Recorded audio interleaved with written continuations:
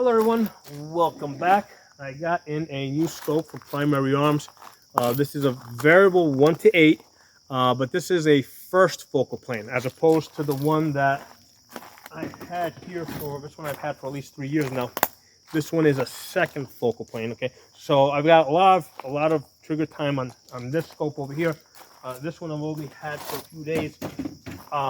But I mean, basically I get to shoot every day. I've already done a lot of shooting with this, and also I've got lots of experience that I've already built up on that first scope that I feel like I can give you guys a really good first week impressions. Okay, so here's the thing: when we're talking about variable scopes, right, specifically low power variable scopes that go from 1 power up to something, you know, what we're really interested in is the 1 power, okay? Because otherwise you could get some other scope that goes, let's say, from a 3 to a 24 that can give you a whole bunch of other stuff and zoom you out even further.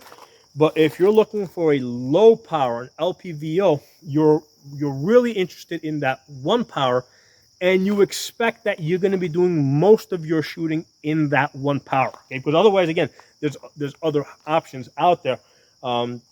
So that's got to be our priority, because we gotta know what our priorities are. Priority is that 1 power, and then we see, okay, great, what else do we get in addition to that? Okay, so let me show you. First of all, let me show you the reticle. Okay, so this is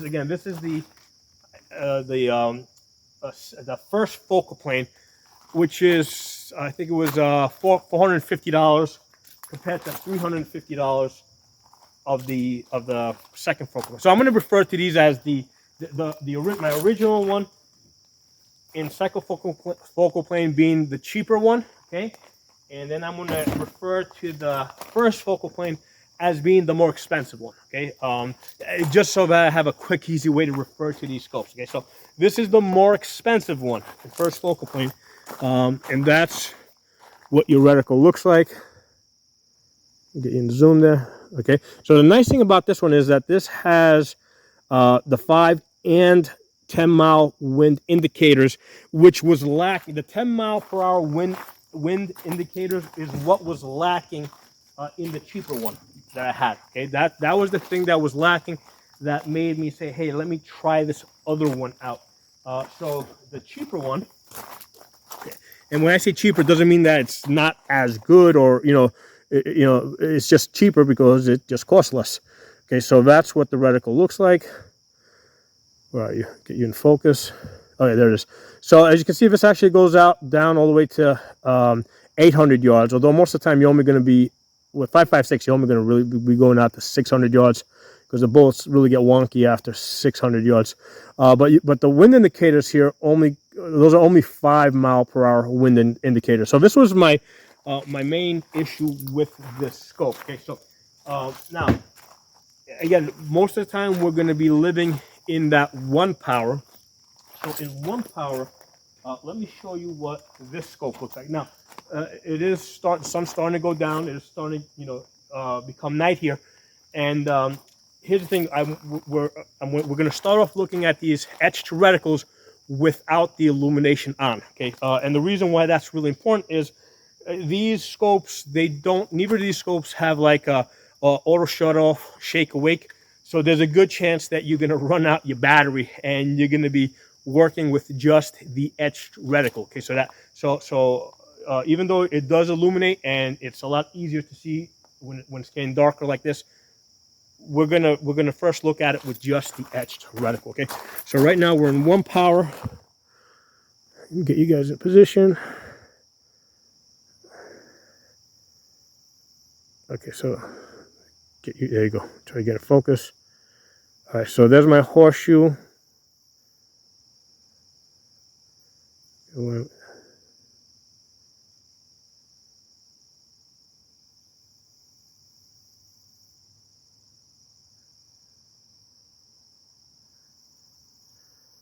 right, let me illuminate this. So now this thing is like going to be bright. I have it at the highest brightness setting, because it's normally not that bright. I mean, it's basically like daylight visible. It's not like, but right now it's starting to get dark. So you can see how Yeah, when you turn it, if your battery's still working, yeah, that illumination is nice.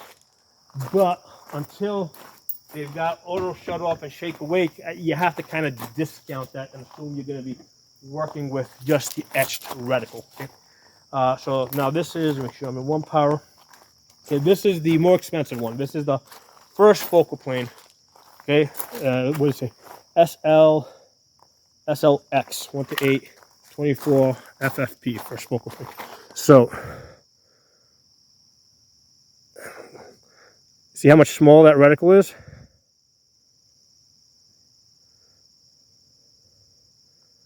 So what this is missing is those German posts, like dark lines that come in from the sides to tell you where the center is.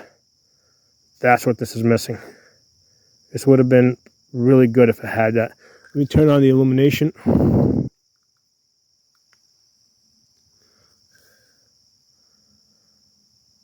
So yeah, great with the illumination. Way easier to see. This looks like a red dot.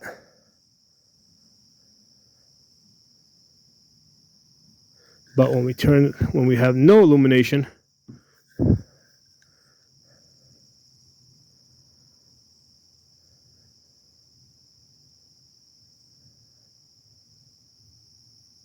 that can be really hard to see. You can see how thin and small it is. Let's go quickly back to the cheaper one. Again, this is second focal plane. You can see how much easier that is. Much thicker horseshoe, bigger horseshoe in the 1 power.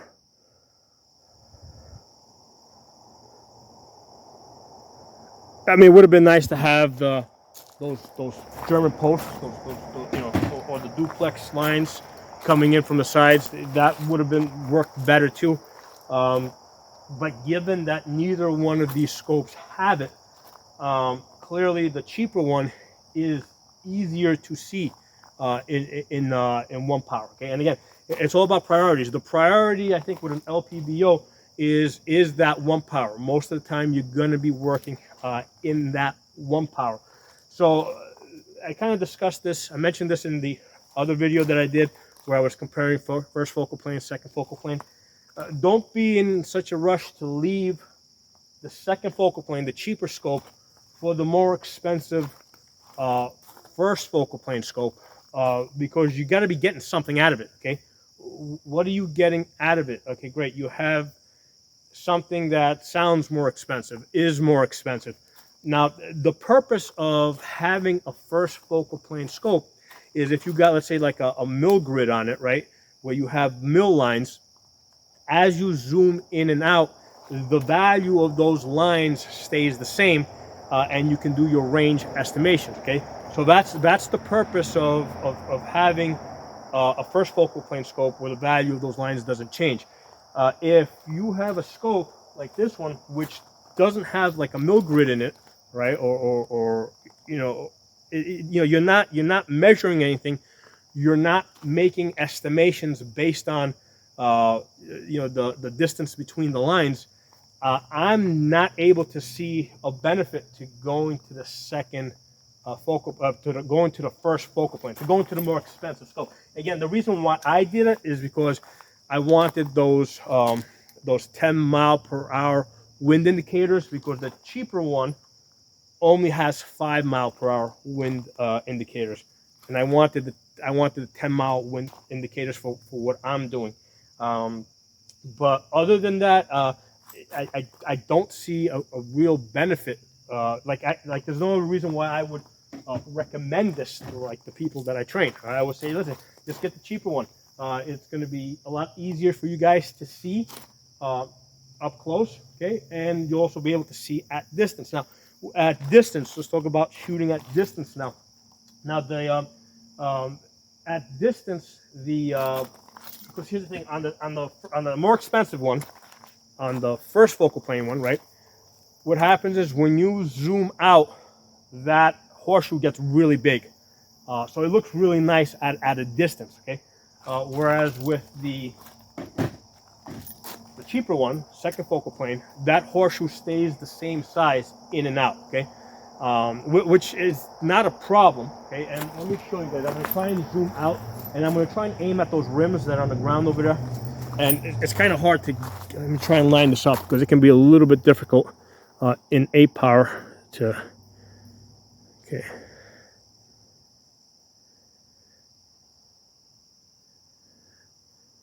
Here you go. I found the stop sign. So that right there is an 8 power.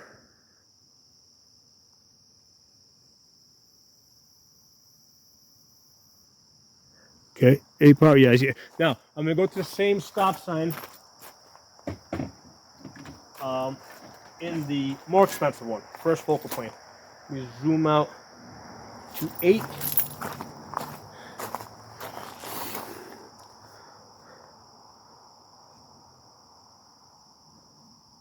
I can get it lined up. Yeah, almost had it.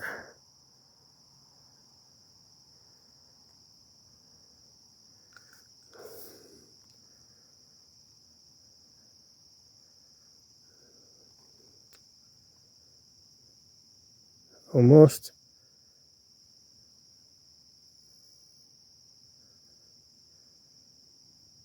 Come on. There it is. Try and line this up in the camera.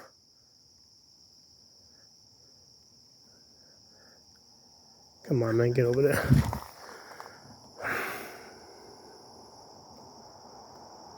Almost, wait, almost had it. No, wrong. Almost. Oh, there it is. Okay, so you can see how that's way bigger, right? That horseshoe is now way bigger in 8 power.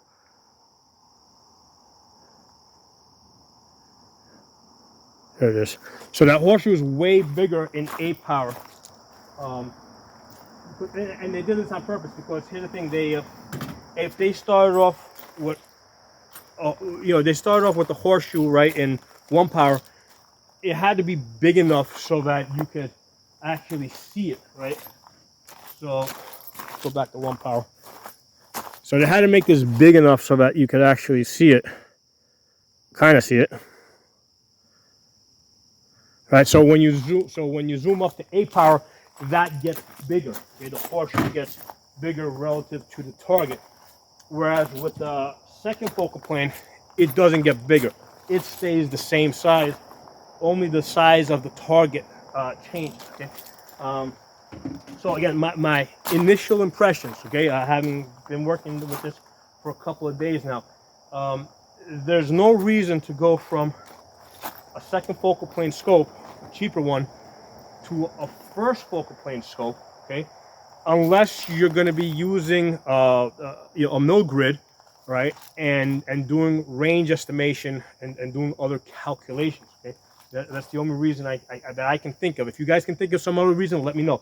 But that's the only reason I can think of to go to a first focal plane, is so that you can do your range estimation. Now with this one over here, you can do range estimation with the cheaper one, but you're limited to using the size of a man, right? Because they got, and you can only use it in 8 power. So you have to be completely maxed out. You gotta go to 8 power, and then there's line. I'll just show you on this. It's easier. So in 8 power, you can either use, let me get behind the camera, the width of these lines over here. You can match up to somebody's chest, or you can match up somebody's height on this scale over here to the side. Okay, so you can either see how tall somebody is or how wide they are on that scale, and you can range estimate that way with the cheaper scope. Okay, now with the first focal, the more expensive one, first focal plane, they don't have the other scale where you can measure by height, but you can measure across. But the nice thing about that is that you can do that at all distances. Although I think that if you're trying to range estimate somebody, you're gonna probably be well past 200 yards, and you're gonna be zoomed up all the way. So here's the thing: even with the second focal plane, yeah, you can only use the range estimation at max power, But if you're going to be using it, you're definitely going to be looking at somebody at like, past 100 yards, where you're going to be using that magnification. If somebody's really inside of 200 yards, you're probably not going to bother to range estimate them, because you're just going to put the dot, that chevron on the target and start pulling the trigger. Okay, so if you're going to go to the first focal plane, the more expensive one, the benefit of that is if you've got a mill grid, right, you can use other things to do your range estimations. Like, for example, let's say you're not using a silhouette of a person, right? Let's say you're using a tractor trailer, right? Tractor trailers are an average of 75 feet long. Okay, so you can use something like that. That's pretty standard to do your range estimation. Okay. A door, right? A commercial door is about 84 inches tall. So again, you can use a door to do your range estimation, but you can't do it on this scope, right? On the more expensive first focal plane over here, because it doesn't have a mill grid in there, right? So you really can't take advantage of that first focal plane. Now, you might say to me, hey, Primary Arms does offer scopes that have mill grids on it. You just got to pay more. And yes, you know what? I'm getting that too, okay? They got one that's like $1,400. I already got on order. When I get it, we're going to check it out. But here's the thing. I mean, yeah, you may not be willing to pay $1,400. You might be working at this $300 to $500 range. So I just want you guys to understand where this stuff is coming in at, and what it's going to look like and what you can do with it. Now, they also have another one that I'm looking into. Now, I might get that too. That one is it's about the same money. It's about 400. I think it's like $20 more. It's like $470, I think.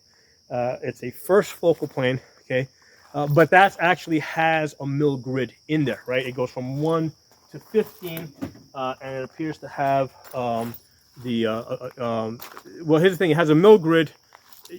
I don't think that it shows wind holds, but you can kind of figure out how to use the grid to do your wind holds, right?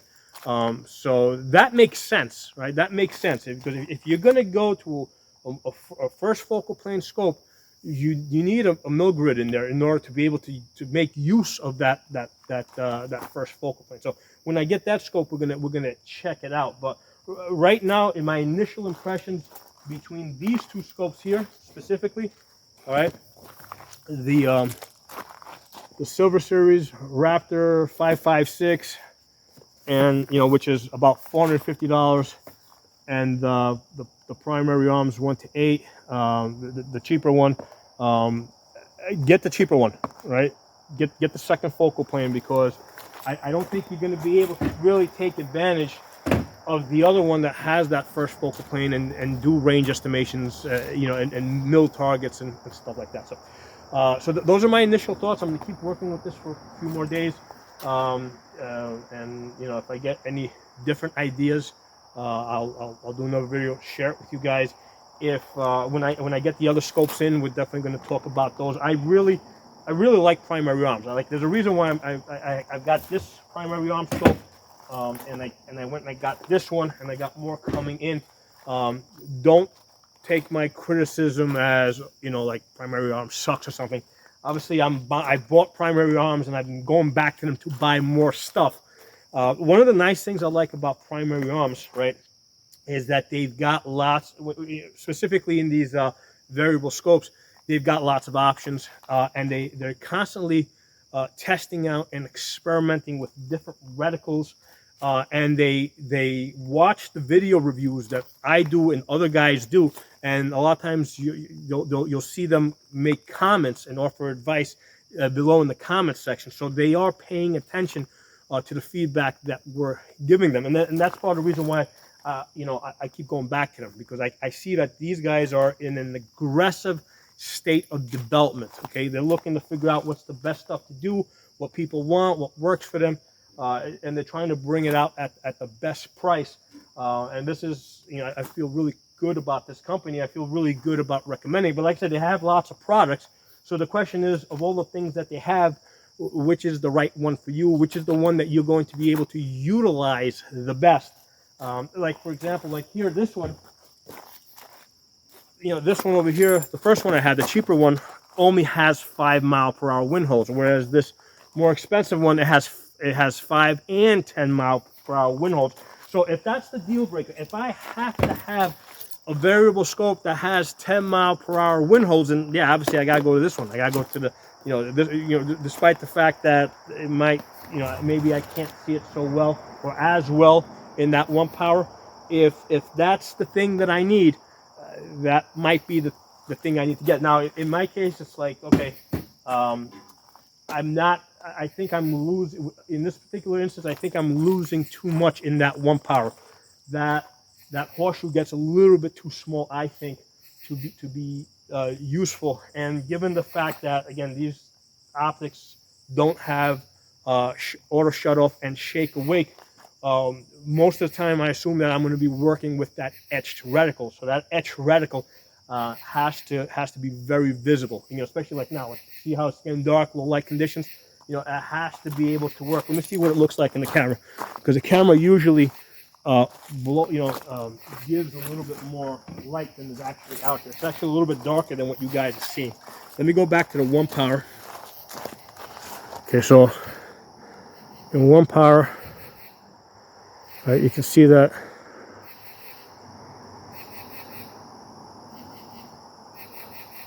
so I'm going into the trees there, into the shadows.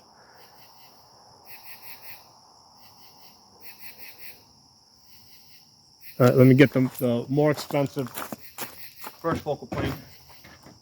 Same deal. Let's put this in 1 power, because again, like I said at the beginning of the video, most of the time we're going to be living in 1 power, and we're going to be living without the illumination because batteries die. So you see how much smaller that is?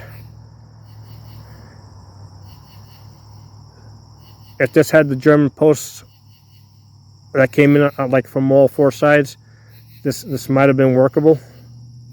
I pretty much have to go down almost into that gray area in order to see it. So I hope you guys enjoyed this video. Make sure you guys are subscribed to all my channels because they back each other up. My main channel, the Safa channel, which has like more than 4,000 subs, that one's been suspended for a week, so I can't upload anything over there. Apparently I upset the powers that be. So I'm gonna upload this video on my other channels. It's gonna go up on Pocono shooting, and it's gonna go up on Absolute Gun Rights. And then when I'm able to upload to the other channel, I'll upload there. And also look for it on the uncensored platforms. On Odyssey, on Pocono Tactical. On Rumble, on Pocono Guns. And on BitChute, on Pocono Tactical. Okay. So thanks for watching. Drop some comments below. Let me know what you guys think, and we'll talk again soon.